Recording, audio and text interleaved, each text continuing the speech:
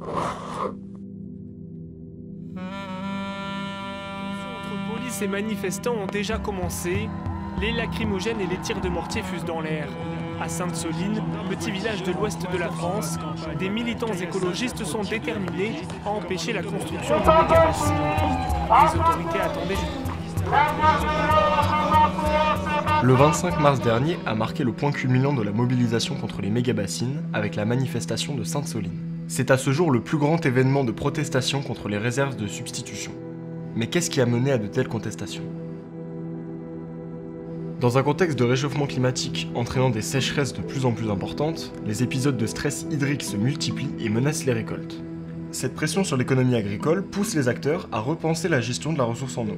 Ainsi, une des solutions proposées est le stockage de l'eau pour permettre l'irrigation grâce à des réserves de substitution, aussi appelées méga-bassines. Pour pouvoir parler de la mobilisation, il faut commencer par définir ce qu'est une méga-bassine.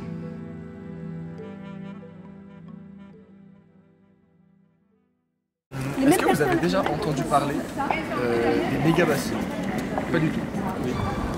Des méga-bassines. Les quoi? Les méga-bassines. Vous en avez déjà entendu parler? Non. Oui, j'en ai entendu parler à travers des médias et... Ouais. Moi, c'est pas du tout. Mais les méga-bassines, c'était des contenants d'eau. Pour penser que ce serait la solution pour l'agriculture en cas de sécheresse. Du coup, c'est censé être une solution d'avenir. Une méga-bassine, dont le nom officiel est réserve de substitution, est définie par la Société coopérative anonyme de l'eau des Deux-Sèvres, qui est un des acteurs à l'origine du projet, comme un ouvrage destiné à stocker l'eau durant l'hiver, pour permettre l'irrigation des cultures en été. De 8 à 18 hectares, la réserve est creusée dans le sol, entourée de digues d'une dizaine de mètres de hauteur et étanchéifiée par une membrane géotextile. Le remplissage se fait par pompage dans les nappes en période hivernale, car c'est la période où elles sont censées se recharger. En prélevant l'excédent d'eau à cette période, l'objectif est de mettre fin au pompage en période estivale, où l'apport n'était pas suffisant pour compenser. La COP 79 mentionne principalement 3 types d'avantages à ces ouvrages de stockage.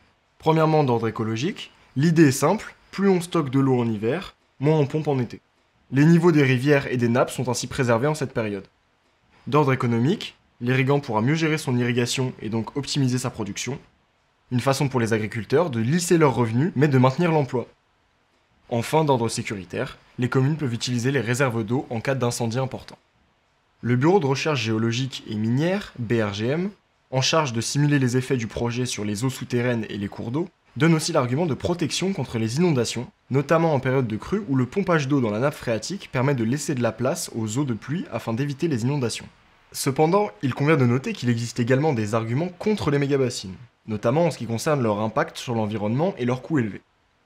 Les projets de méga-bassines peuvent avoir des répercussions négatives sur les écosystèmes locaux, en modifiant le régime hydrologique des cours d'eau et en perturbant les habitats naturels. Ensuite, 2 autres problèmes sont soulevés par les associations en lien avec le mode de stockage de l'eau. L'évaporation de l'eau et le phénomène d'eutrophisation. En effet, une fois dans la bassine, l'eau stagne, laissant proliférer les algues et autres plantes aquatiques productrices de toxines, au détriment de la qualité de l'eau. Un autre point central des contestations porte sur la question de la privatisation de la ressource en eau. Dans une interview accordée aux médias Reporter, Nicolas Giraud, porte-parole de la Confédération paysanne, dénonce une pratique d'accaparement de l'eau par l'agro-industrie. Alors qu'ils sont financés jusqu'à 70% par de l'argent public, les projets de réserve de substitution sont vivement critiqués pour les inégalités qu'ils produisent ou reproduisent. D'après Bassines Non Merci, seuls 6% des agriculteurs auraient accès à ces retenues d'eau. Loin d'une solution pensée pour les petits exploitants, ce projet est aussi accusé par les associations de servir les intérêts de l'agriculture intensive, sans remettre en question ce mode de production peu respectueux de l'environnement. En s'appuyant sur ces arguments contre les projets de réserve de substitution, des mobilisations ont vu le jour et se sont enchaînées pour finalement aboutir à la manifestation de Sainte-Soline du 25 mars 2023. Une enquête publique s'est tenue entre les 27 février et 29 mars 2017 et a reçu plus de 70% de dépositions opposées au projet. Cette opposition fait écho aux premières contestations de 2013 face aux premières mentions de mise en place de retenues d'eau. Pourtant, en octobre 2017, le projet de construction de 19 réserves de substitution dans les Deux-Sèvres est tout de même validé par arrêté interpréfectoral. Après un premier rassemblement citoyen devant la préfecture des Deux-Sèvres, le 29 septembre 2017, et une première action organisée sous le nom de Waterstock One le 11 novembre, un recours est déposé au tribunal administratif par le collectif Bassines Non Merci contre l'arrêté préfectoral début 2018. Après ce recours, encore 2 manifestations sous le nom de Waterstock ont été organisées. Par la suite, 4 réunions de médiation sont organisées entre une diversité d'acteurs, préfecture, services de l'État, monde agricole et associatif, élus et le collectif citoyen Bassines-Montmercy, dans le but de faire évoluer le projet pour aboutir à un consensus. Bassines-Montmercy participe aux 3 premières, mais pas à la dernière, et une 4e manifestation Waterstock est organisée entre la 3e et la 4e réunion de médiation. Ces réunions aboutissent à un protocole d'accord signé le 18 décembre 2018 qui divise les associations de protection de la nature et de l'environnement. En effet, le protocole aboutit entre autres à l'abandon de 3 projets de réserve de substitution sur les 19 prévus initialement, ainsi que sur des engagements pour la transition agroécologique au niveau des exploitations, mais ces mesures sont jugées insuffisantes par certaines associations, dont le collectif Bassines-Montmercy. Ainsi, une action de ZAD sous le nom de Waterstock est organisée en juin 2019. Les années qui suivent prolongent cette tendance, avec des débats qui s'intensifient, de plus en plus d'acteurs mobilisés des 2 côtés, et le tout ponctué par des mobilisations régulières. On est donc face à une contestation dans un premier temps locale qui s'est étendue à l'échelle nationale. Ce va-et-vient entre contestation et réponse du gouvernement a donc abouti à l'appel à une mobilisation nationale avec la manifestation d'octobre 2022 à Sainte-Soline. Appel renouvelé le 25 mars 2023 suite à la reprise des travaux. Cette date a aussi été choisie symboliquement puisqu'il s'agissait du week-end suivant le 22 mars, journée internationale de l'eau. Le matin du 24 mars, un campement éphémère s'installe à Vanzay sur une parcelle privée prêtée pour l'occasion par un agriculteur de la région et située en dehors de la zone d'interdiction de manifestation. L'arrivée sur le campement a pu être permise grâce à l'aide d'un premier convoi de tracteurs, puis un autre convoi de tracteurs a rejoint le campement en début de soirée. La présence des tracteurs en nombre est un symbole visant à montrer que, contrairement à ce qu'on pourrait croire, les agriculteurs ne sont pas tous en faveur du projet de construction des réserves de substitution. Et leur présence résulte de discussions de stratégie en amont entre les 3 organisateurs de la mobilisation, Bassines-Montmercy, les Soulèvements de la Terre et la Confédération Paysanne. Les manifestants ont pu rejoindre peu à peu le campement pour y planter leurs tentes et y passer la nuit du vendredi au samedi, et ce malgré les contrôles de police. Le soir, un repas préparé par l'Intercantine, une coalition d'une vingtaine de cantines et de boulangers de toute la France qui s'organise dans la base arrière pour ravitailler les actions, était distribué à prix libre. Le camp fonctionnait beaucoup sur l'auto-organisation, c'est-à-dire par exemple que les personnes qui distribuaient la nourriture étaient des volontaires.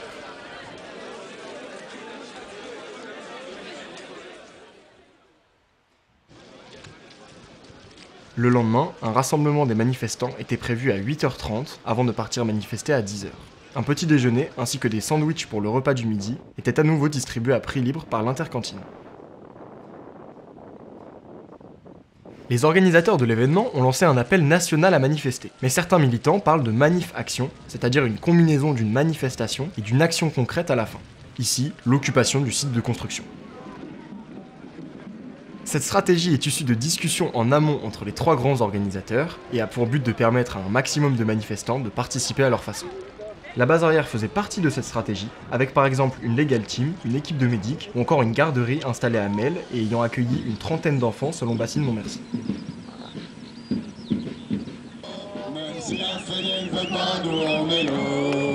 Pour l'honneur de nos rivières et pour préserver nos terres, même si la fédé veut pas, nous on est là.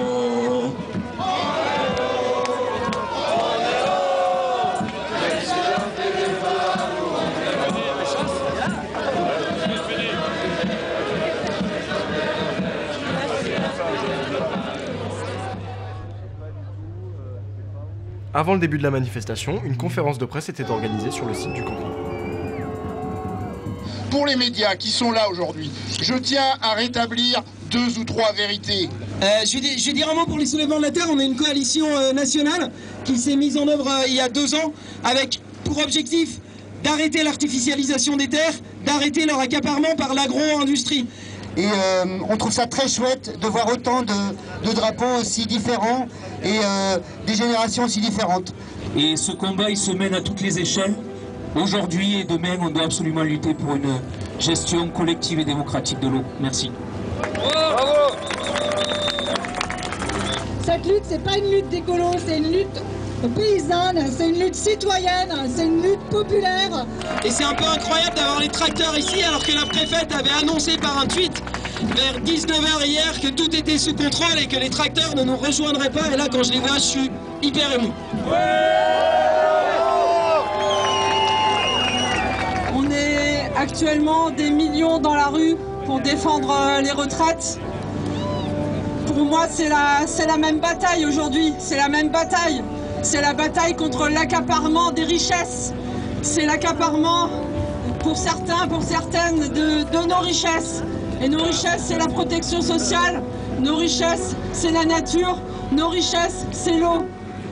Quel mépris pour les contribuables d'engager autant d'argent public pour une minorité que sont ces 5% d'agriculteurs. On est face à un gouvernement qui nous dit faut poursuivre le dogme économique qui a stérilisé les terres, qui a détruit les sols, qui détruit la biodiversité, qui détruit la vie des gens. Ce qui intéresse le gouvernement, c'est de faire peur, c'est de dire que la violence serait de notre côté. La violence, elle est de son côté, il faut jamais l'oublier. La vraie violence, c'est celle de l'État. Ceux qui sont venus avec des kilos de munitions, avec des quads, avec tout un tas d'attirails, c'est pas nous. Résistance, résistance, résistance, résistance, résistance, résistance, résistance, résistance, résistance, résistance, résistance. Donc restons unis, restons dans la convergence et on va gagner, mes camarades, on va gagner. Et on va leur montrer que contre la répression, on peut être pacifique et efficace. Et no basara. No basara.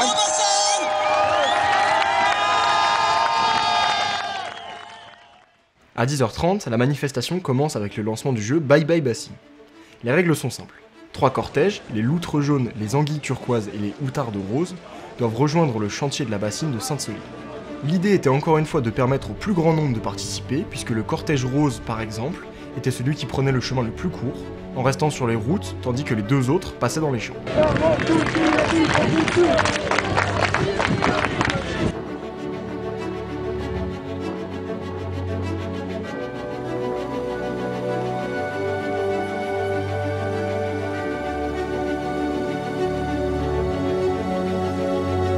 À 12h30, à 3 km de la bassine, les 3 cortèges se séparent, le rose reste sur les routes bétonnées et les 2 autres passent par les champs.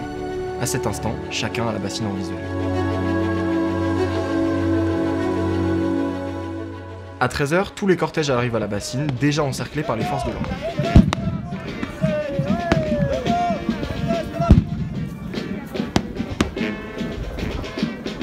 Commencent alors des affrontements entre la police et les manifestants, moment violent qui a précipité la fin de la manifestation.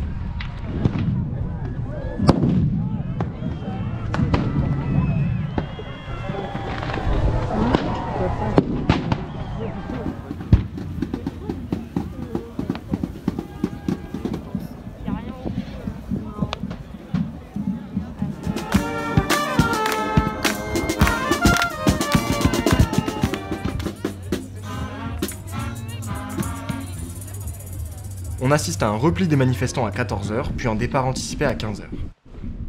Sur le chemin du retour, pendant que les forces de l'ordre sont toujours occupées par la protection de la bassine, des actions sont quand même réalisées, avec par exemple le sabotage d'une pompe de la bassine et la plantation de plusieurs centaines de mètres de haies, symbole d'un modèle agricole plus sobre en eau et respectueux de la biodiversité.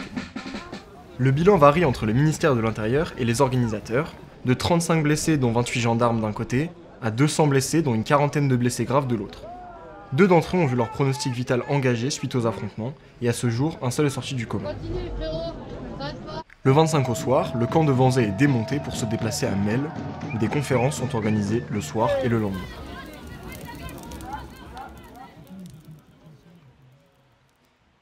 Ainsi, en tant que méthode de mobilisation pour la protection de l'environnement, la manifestation est un mode d'action qui pose certains enjeux. Celle de Sainte-Soline est un très bon exemple du passage d'une contestation de l'échelle locale à nationale, voire internationale, mais au vu de l'angle pris par la couverture médiatique, elle permet aussi d'interroger le rapport entre violence et visibilité dans le cadre des stratégies de mobilisation.